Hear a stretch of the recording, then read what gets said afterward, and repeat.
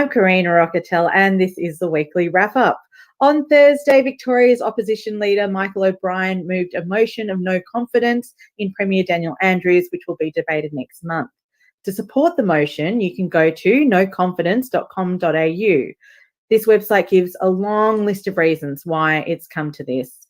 The botched hotel quarantine program that caused the second wave, lying to the parliamentary committee claiming the ADF support was never offered to Victoria for hotel quarantine, contact tracing failures, the cuts to the public health team making Victoria the nation's least resourced heading into the pandemic, imposing an arbitrary and potentially illegal curfew without the advice of the chief health officer, the public housing lockdown where residents weren't provided proper food or essential items, the failure to properly protect frontline healthcare workers with appropriate PPE, the handling of the Cedar Meats cluster, lying about the virus modelling, supporting the harsh restrictions imposed on Victorians, setting virus suppression targets that world-leading scientists say are unduly onerous.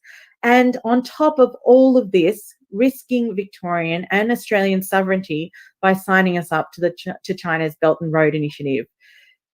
It's unbelievable that a government has been able to get away with all of this so far. But the reality is that after Labor's landslide victory in Victoria at the last election, they are wielding their enormous power in unorthodox, non-transparent ways. They weren't allowing Parliament to sit. They didn't respond to numerous questions from the public, let alone the opposition.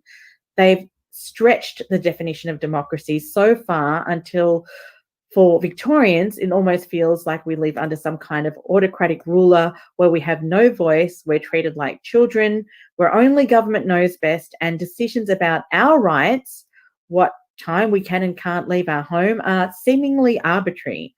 But the chickens are finally coming home to roost for Andrews, and another class action was filed this week, this time by workers who lost their jobs following the lockdown.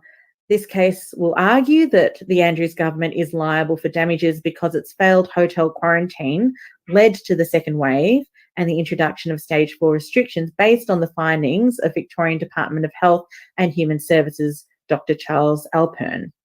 Tony Carboni of Carboni Lawyers, who are representing the plaintiffs, said, "All the people I'm representing for income loss are beside themselves. When we decided to launch this class action, it was out of that desperation for the people that don't know which way they're turning anymore." This is the third major lawsuit facing the Andrews government, on top of the case of a cafe owner and a multi-billion-dollar class action on behalf of businesses affected by the lockdown. But will it be the last?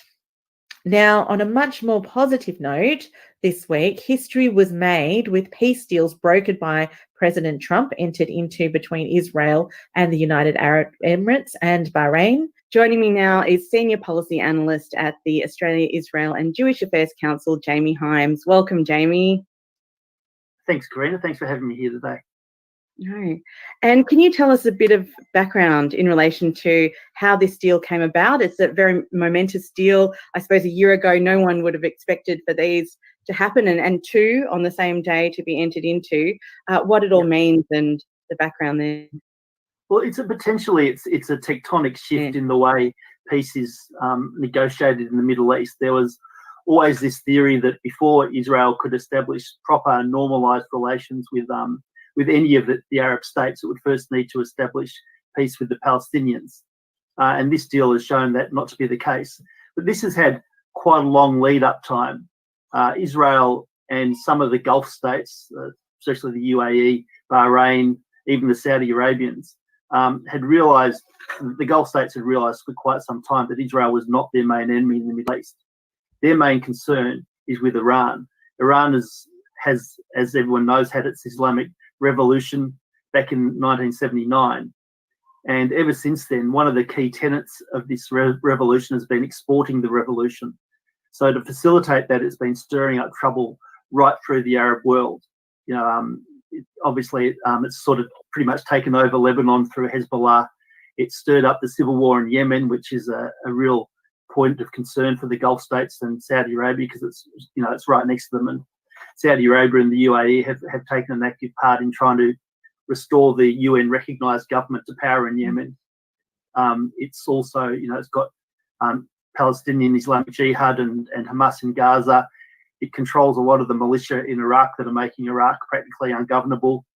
And when it looked for all the world like Bashar Assad's cruel regime was going to come to an end, it reinforced him with Hezbollah and various other Shiite militia, including from Afghanistan and other places, and made sure that he was able to hold on until the Russians came in with their air power. So, Iran's been playing a very destabilizing role in the Middle East. And Bahrain is a particular case because Bahrain has a Shiite majority, even though the rulers are Sunnis. So Iran has been trying to stir up trouble against the rulers of Bahrain through this Shiite majority. So over time, the Gulf states have come to realize that Israel is not their enemy, that Iran is. And what has exacerbated this is that the US, over the past 2 presidential terms especially, or 3 if you include Barack Obama's 2 terms, has been gradually withdrawing from the Middle East. So the Gulf states always saw the US as their guarantor of security. Barack Obama had this sort of policy that what he wanted to do was get the US out of the Middle East and replace the US with other, what he saw as forces of stability. And he saw the main force of stability in the Middle East as being Iran. So that's the context from the JCPOA, the nuclear deal that he and the Europeans did with Iran to try and get Iran to behave itself basically as a responsible country instead of a rogue nation. So one of the theories behind that was that if Iran was freed of all the sanctions and all of its assets were unfrozen, it would be the beneficiary of billions and billions of dollars, and it could become prosperous. And as it became prosperous, it would become more responsible. What actually ended up happening was Iran said, great, we've got these billions and billions of dollars, we can use them to arm our terrorist proxies through the Middle East and just become more and more powerful. So instead of Iran becoming less of a threat, it became more of a threat, while the US was backing away. So the Arab states were looking for another strong country that they could stand by that would help them with security, would help them with intelligence, and so on and so on. And so they settled on Israel. So there's been a lot of under-the-table context going on. Relations have been warming unofficially. So like there's an office of the International Clean Energy Organization in Dubai, and Israel has an office there. So, which has acted as sort of the de facto Israeli consulate there for a while. There've been various other ties as well as the under the table stuff. But I guess what really prompted this was the efforts of the Trump administration, especially Jared Kushner, to try and bring this all to a head and make it actually bring the normalization out into the open. And one of the things that Bahrain and the UAE can hang their hat on is they can say that by concluding this agreement, when they get backlash from the other Arab countries, they can say that by concluding this agreement, what they've done is stopped Israel extending its sovereignty into parts of the West Bank, which the Trump peace plan was allowing it to do. Now, whether Israel was going to actually do that and to what extent is an open question, because there were still negotiations about whether they take the whole 30%, whether they take just the areas where there's settlement blocks that everyone accepts in any peace deal the Palestinians, Israel will keep, or whether it was that in the Jordan Valley. But whatever Israel did, it was bound to be very controversial. And so the UAE can say to its detractors in the Arab world, well, we stopped this happening, and so we're sticking up for the Palestinians. The other thing is that I think the Gulf states, they feel for the Palestinians, but they're not particularly fond of the Palestinians. And they could see that the Palestinians sort of had the veto over all peace moves. And I don't think they thought that the Palestinians should continue to have that veto, given that they've continually refused to accept peace deals, giving them a state, and continue to even refuse to negotiate in the last few years. And they continue to make unrealistic expectations, like any Israeli-Palestinian peace deal has to allow millions of descendants of Palestinian refugees to flood Israel, which would in effect be the end of Israel as a Jewish state and is completely incompatible with any two-state resolution. And also there's the economic benefits. There's the benefits of being allied with a real technologically advanced country. The UAE and Bahrain are both very rich countries themselves, so there's a lot of grounds for collaboration. They can get Israeli tourists. There's already been a deal between Israel and the UAE to collaborate on research against COVID-19, for example, and that's only just the tip of the iceberg. So, for all the benefits that countries have, from basically being friends with each other, these three countries can enjoy that too. And of course, once people get to know each other better, then instead of this fear and xenophobia, the Arabs will realise the Israelis aren't so bad, and vice versa, and that can lead to peace in the Middle East. So there's other countries as well that are seemingly quite close to making a deal. There's Oman, who had a representative at the signing deal at the White House on Tuesday their time, Wednesday our time. There's Sudan, which looks like might be the next cab off the rank after that. They're talking about Morocco, Mauritania, the Comoros Islands, various other Islamic countries in the region that might also be lining up to enjoy the benefits of peace with Israel. And Trump has been consider also entering into similar deals, but Palestine have been sort of saying the opposite thing, encouraging people not to follow suit. Do you think that other Arab nations might take the lead from what Trump is doing, or how do you think the voice of Palestine in this and discouraging people from engaging in peace negotiations will be? Well, unfortunately, the Palestinian Authority seems to define itself by what's bad for Israel instead of what's good for its own people. The Saudis are in between a bit of a rock and a hard place, because there was a deal, or there was an offer to Israel in 2002, which was the Saudi peace deal. It was a non-starter because it basically expected that Israel would have to make all these concessions, including the right of return of refugees, which, as I explained, is a non-starter. And then the Arab world would sort of start looking at. But it was the Saudi peace deal. It was written by the Saudis, and one of the tenets of that deal was that there can be no peace between individual Arab countries and Israel until there's a Palestinian state. So the Saudis are in a bit of a difficult position. But this deal would never have happened without them condoning it, without them blessing it, basically. And one of the other signs is that one of the issues of Israel being isolated in the Middle East is that none of the Arab countries allowed Israeli flights like Al Al to fly over their country, their land.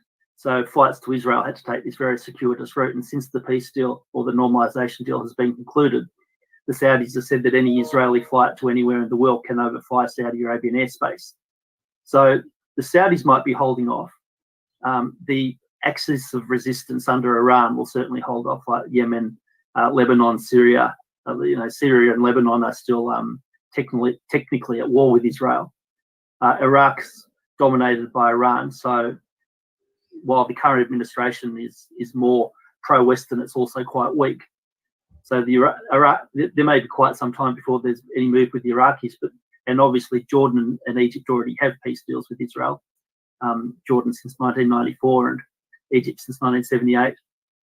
So other Arab countries are sort of looking at it as well. Libya, probably not, because Libya's in the civil war of its own, and it has an alliance with Turkey.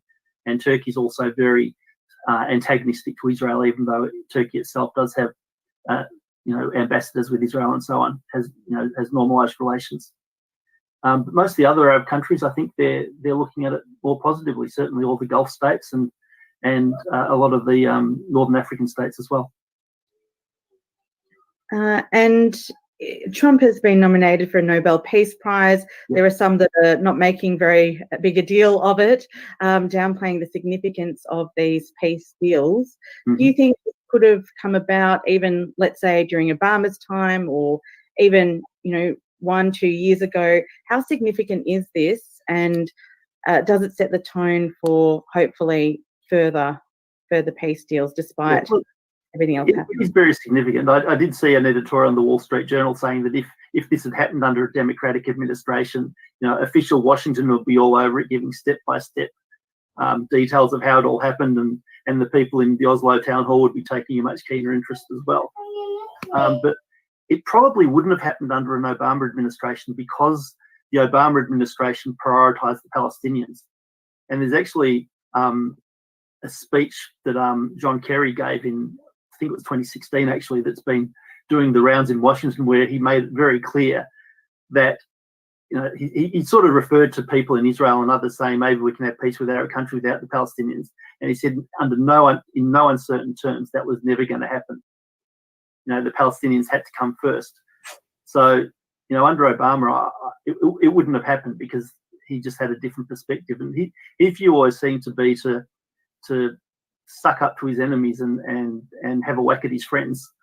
So so the way he conducted himself didn't really engender confidence. Whereas I think the Gulf states appreciate Trump's approach more.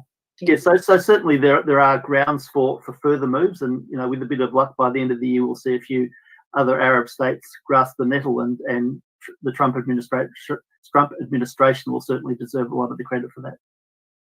Yeah, no, thank you very much, Jamie. Thanks for sharing your insights into this. It is, really momentous, and I suppose in the Australian media landscape, a lot of discussion's been taken up by COVID and what's happening, particularly here in Victoria, and the significance of this has perhaps not been as covered as we would have liked, and hence, platforms like this, we hope to be able to shine a light on what's happening, the positive things that are happening on globally, and the cause of peace, has certainly been feathered in this case. So thanks very much again. Thank you for having me. It's been a pleasure. Earlier this week, an ABC report found that nurses at Melbourne aged care facilities are concerned about the welfare of residents. Western Health clinical nursing consultant Shane Durant said, "We've got people who aren't COVID positive, whose mood is severely depressed, who are not eating well, who are not drinking adequately, who are predominantly locked in their rooms, not able to go out for any activities, no leisure activities, and their mobility is declining and their mood is declining." The question is, were any of the residents ever consulted about whether they wanted to effectively be in solitary confinement for months, or whether, despite the risk of catching and even dying from COVID-19, some may have preferred to take this risk in exchange for freedom? As the Royal Commission into Aged Care showed us, these residents are some of the most vulnerable people in our society. Decisions are generally made for them without allowing them a voice or any real choice. At the end of one's life, we would hope that greater respect would be afforded to the elderly, and that they would have as much autonomy and say over their own lives as possible. But once again, they were never consulted on the stringent restrictions imposed on them. In the interview, clinical nursing consultant Shane Durant went on to say, "It affects their mood, it affects their desire to eat, their desire to drink. My concern is that although the death rates in residential care patients will start to slow, then we'll see a very long tail of ongoing death rates, and they won't be attributed to COVID, and they'll drop off the front page of newspapers." Well, that's it for another week. I hope you do tune in tomorrow, Saturday, for George Christensen's Conservative One. Also, remember to leave a comment here. Don't forget, if you haven't yet, subscribe and donate to the Good Source, goodsource.news. And to leave us on a lighter note, the gift that keeps on giving, here are some recent gaffes from US presidential candidate Joe Biden for your entertainment. COVID has taken this year, just since the outbreak, it's taken more than 100 years. Look, here's the lives. When you think about it. The rapidly rising I